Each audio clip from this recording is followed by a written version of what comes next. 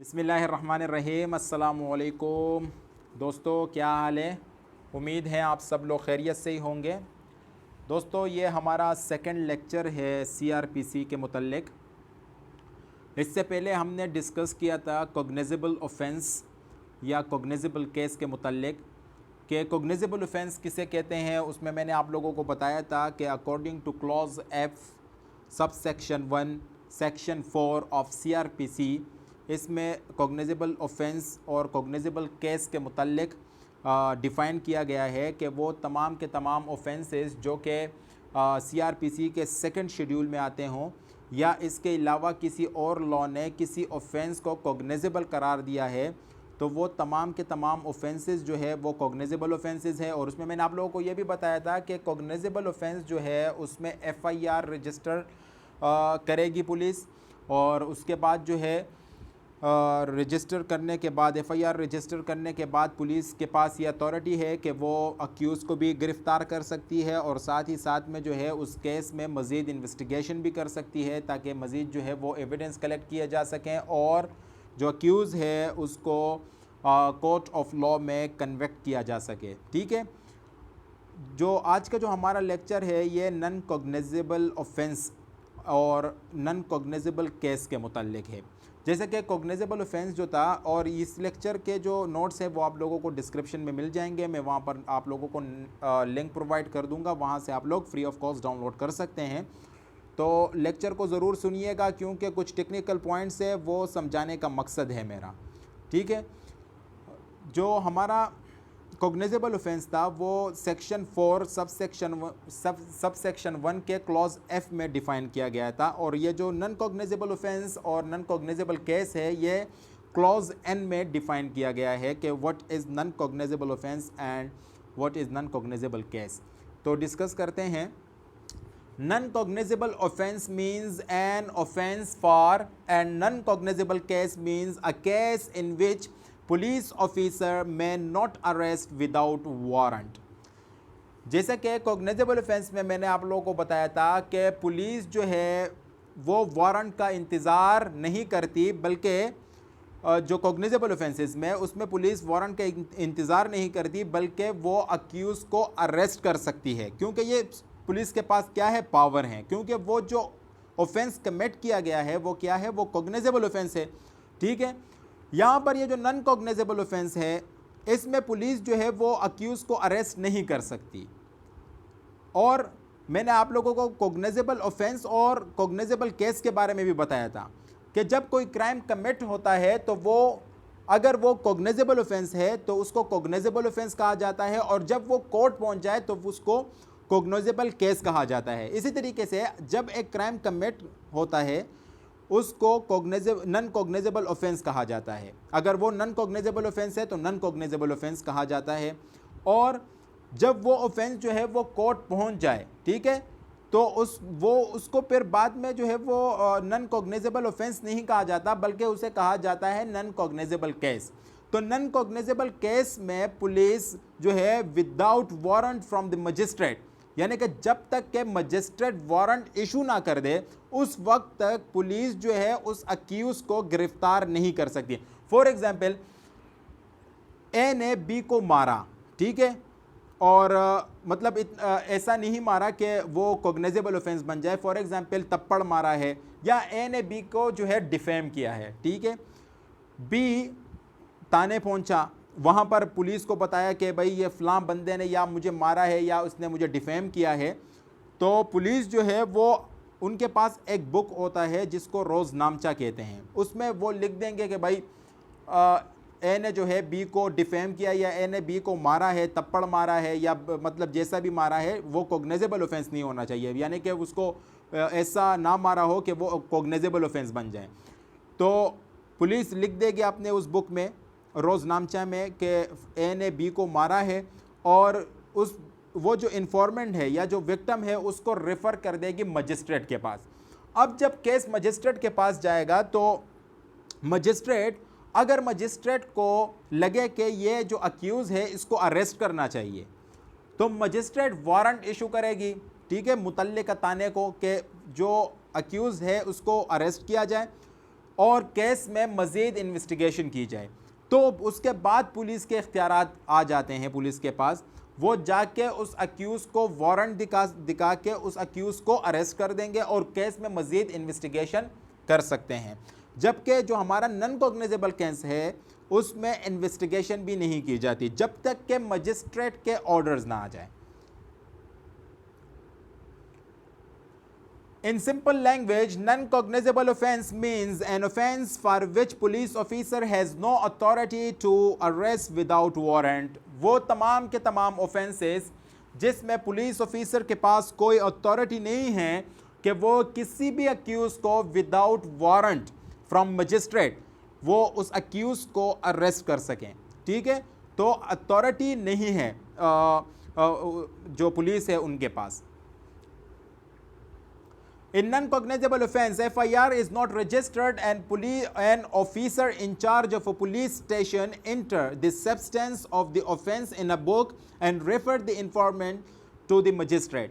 अभी मैंने आप लोगों को बताया कि जो वो केस है उसके सब्सटेंस का मतलब यह है कि जो मतलब किसने किसको मारा, कहाँ मारा, तो वो जो बातें हैं वो अपने उनके पास एक बुक मौजूद होता है, उसमें वो लोग लिख देते हैं रोज़नामचा में, और उसके बाद जो है वो जो इन्फॉर्मेंट है या जो विक्टिम है उसको मजिस्ट्रेट के पास रेफ़र कर देंगे कि भाई आप मजिस्ट्रेट के पास जाइए, उनको बताइए कि फ़लाँ बंदे ने तुम्हें मारा है।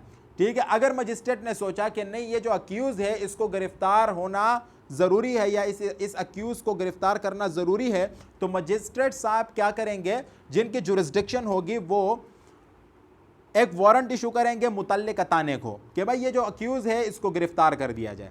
तो बाद में जो है वो पुलिस जाके वारंट शो करेगी अक्यूज़ को कि आपके खिलाफ ये वारंट इशू किया गया है, हम आपको गिरफ्तार करने आए हैं, तो उस अक्यूज़ को फिर गिरफ्तार कर देगी। No investigation is conducted without the order of the magistrate. जब तक मजिस्ट्रेट ऑर्डर ना दें कि पुलिस को कि आप इन्वेस्टिगेशन करें इस केस में, तो पुलिस के पास नॉन कॉग्निजेबल ऑफेंसेस में कोई अथॉरिटी नहीं है कि वो इन्वेस्टिगेशन करे नॉन कॉग्निजेबल केसेस में।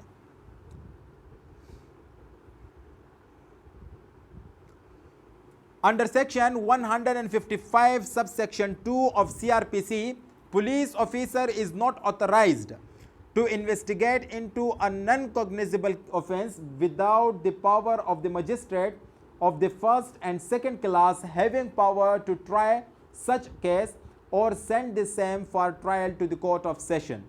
इसका मतलब यह है कि जब तक के ऑर्डर ना आए, ठीक है, मजिस्ट्रेट से, चाहे वो फर्स्ट क्लास मजिस्ट्रेट है या सेकंड क्लास मजिस्ट्रेट है, और जिसका जुरिस्डिक्शन बनता हो, उस मजिस्ट्रेट से जब तक जो ऑर्डर है वो ना आए, तो पुलिस जो है नॉन कॉग्निजेबल केस में इन्वेस्टिगेशन नहीं कर सकती। और ये बात जो है ये सेक्शन 155 सब सेक्शन 2 में बताई गई है। ठीक है, इस सेक्शन को हम जो है एक अलग लेक्चर में डिटेल में इंशाल्लाह डिस्कस करेंगे, मगर यहाँ पर भी रेफरेंस देना ज़रूरी था कि ताकि आप लोगों को याद रहे कि सेक्शन 155 सब सेक्शन 2 में ये बात बताई गई है कि जब तक मजिस्ट्रेट ऑर्डर इशू ना कर दे कि इस नॉन कॉग्निजेबल केस में पुलिस जो है वो इन्वेस्टिगेशन करे, तो पुलिस के पास उस वक्त तक कोई अथॉरिटी नहीं है कि वो इन्वेस्टिगेशन करे।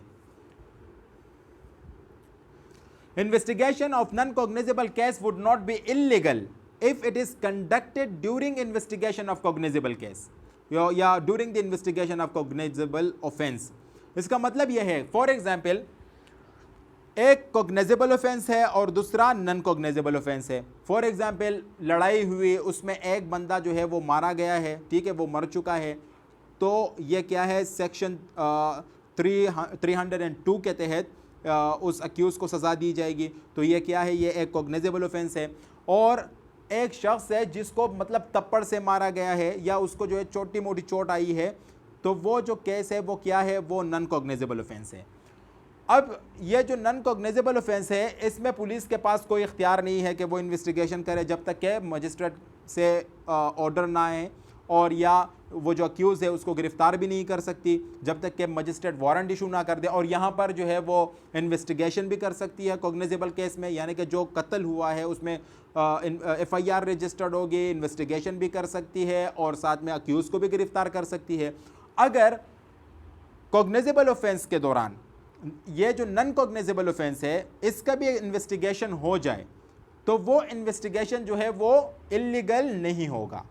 यानी कि जो अक्यूज़ है वो ये नहीं कह सकता, या अक्यूज़ के बिहाफ पे जो एडवोकेट है, जो लॉयर है, वो ये नहीं कह सकता कि ये तो नॉन कॉग्निजेबल ऑफेंस था, इसमें तो मजिस्ट्रेट ने ऑर्डर भी नहीं दिए, इसको इस पर जो है मजिस्ट्रेट ने कोई वारंट भी इशू नहीं किया, फिर क्यों अक्यूज़ को गिरफ्तार कर लिया गया। हाँ, जब तक के वो जो नॉन कॉग्निजेबल ऑफेंस है वो कॉग्निजेबल ऑफेंस के साथ मिल ना जाए। ठीक है, तो इन दोनों का जो है वो कॉग्निजेबल और नॉन कॉग्निजेबल ऑफेंस का इन्वेस्टिगेशन किया जा सकता है। जब मतलब मेरा यह है कि कॉग्निजेबल ऑफेंस के साथ उस नॉन कॉग्निजेबल ऑफेंस का भी इन्वेस्टिगेशन किया जा सकता है। यहाँ तक आप लोगों को याद रखना है, क्योंकि अक्सर ये ऑब्जेक्टिव टाइप के क्वेश्चन में पूछे जाते हैं। कभी कभार आपसे इंटरव्यू के में भी पूछ सकते हैं कि वो कौन सा सिचुएशन है जहाँ पर नॉन कॉग्निजेबल ऑफेंस में अगर अक्यूज़ को गिरफ्तार कर दिया जाए या अक्यूज़ को जो है वो अक्यूज़ के ख़िलाफ़ इन्वेस्टिगेशन किया जाए, तो वो इन्वेस्टिगेशन या वो जो अरेस्ट है वो विदाउट वारंट और without order of the magistrate है और वो फिर भी लीगल है। तो आपको ये याद होना चाहिए कि जब तक कि उसके साथ कॉग्निजेबल ऑफेंस ना मिल जाए। Non cognizable offences are mostly less serious offences, यानी कि जो हमारे पास नॉन कॉग्निजेबल ऑफेंसेस है वो मोस्टली, ओवरऑल हम बात नहीं करेंगे, ओवरऑल हम नहीं कह सकते कि ओवरऑल ऑफेंसेस जो है वो लेस सीरियस है। मोस्टली ऑफेंसेस जो है वो लेस सीरियस ऑफेंसेस है, इसलिए इसमें पुलिस को ये इख्तियार नहीं दी गई है कि वो अक्यूज को गिरफ्तार कर सके।